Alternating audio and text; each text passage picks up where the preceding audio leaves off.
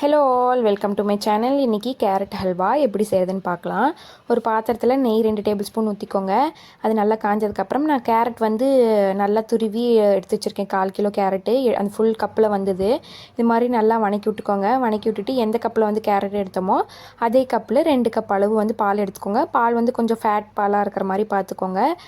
நல்லா இது அந்த கடையிலெல்லாம் கோவா போடுவாங்களே, அதெல்லாம் எதுவுமே தேவையில்லை. இந்த பாலிலேயே சுண்டுச்சுனாவே நல்லா அதுவே கோவா மாதிரி வந்துடும். நல்லா இந்த மாதிரி கிளறி விட்டுக்கோங்க. நல்லா கிளறணும். அந்த கேரட் அந்த பால்லேயே நல்லா பாயில் ஆகணும். நல்லா இந்த மாதிரி நல்லா பாயில் ஆகட்டும்.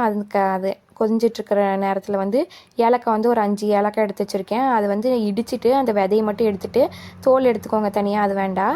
அது கூட கொஞ்சமாக சக்கரை போட்டு நல்லா இடித்து வச்சுக்கோங்க. லக்ஷ்மியும் ஹெல்ப் பண்ணிகிட்டு இருந்தான்.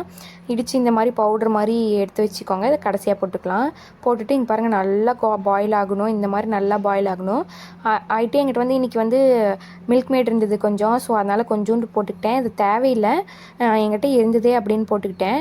நீங்கள் வெறும் பால்லே போட்டாலே போதும். இந்த மாதிரி நல்லா கிளறி விட்டுக்கோங்க. கிளறி விட்டு இந்த சைடெல்லாம் எடுக்க மறந்துடாதீங்க. இது எல்லாமே சூப்பராக இருக்கும். நல்லா சுரண்டி விட்டுட்டு அதிலே போட்டு நல்லா கலர் விட்டுக்கோங்க. இந்த மாதிரி இந்த பால்கோவா இருக்குல்ல, அந்த மாதிரி தன்மைக்கு வந்துடும். பால்லாம் சுண்டிட்டு நான் இன்றைக்கி மில்க் மேட் எழுத்தனால கொஞ்சம் சக்கரை தான் போட்டுக்கிட்டு, ஒரு 5 டேபிள் ஸ்பூன் சக்கரை தான் போட்டுக்கிட்டேன். உங்களுக்கு தகுந்தாப்பில் சுகர் எவ்வளோ வேணுமோ அவ்வளோ போட்டுக்கோங்க. போட்டுட்டு நல்லா கிளறி விட்டுக்கோங்க.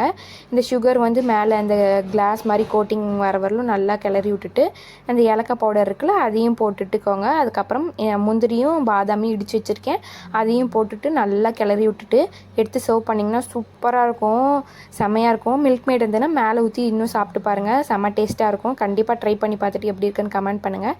தேங்க்யூ ஸோ மச் ஃபார் வாட்சிங். லைக் பண்ணுங்கள், ஷேர் பண்ணுங்கள், சப்ஸ்கிரைப் பண்ணுங்கள். பாய். கமெண்ட் பண்ணுங்கள், கண்டிப்பாக கமெண்ட் பண்ணுங்கள். பாய்.